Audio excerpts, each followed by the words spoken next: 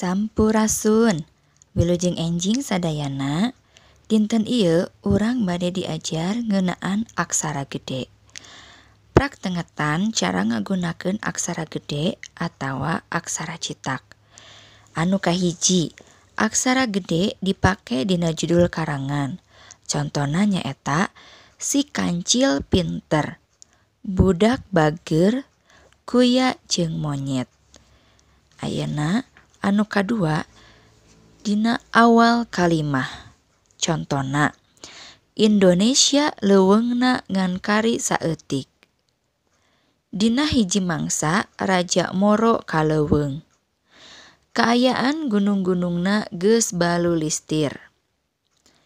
Anu katilu, ngaran tempat, ngaran gunung jeung ngaran walungan.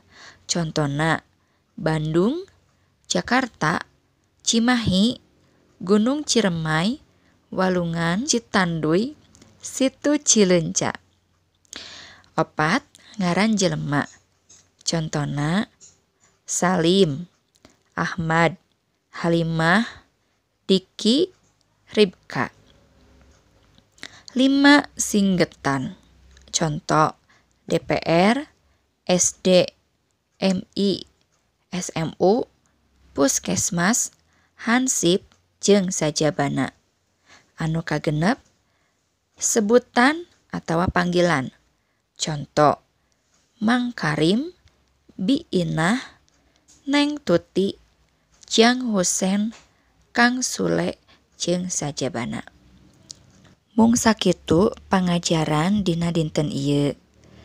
Ayeuna mah praku hidep jieun aksara gede anu dipake dina judul karangan, anu dipake dina awal kalimah, anu dipake dina ngaran jelema. Wilujeng diajar, hatur nuhun, Gusti Yesus ngaberkahan.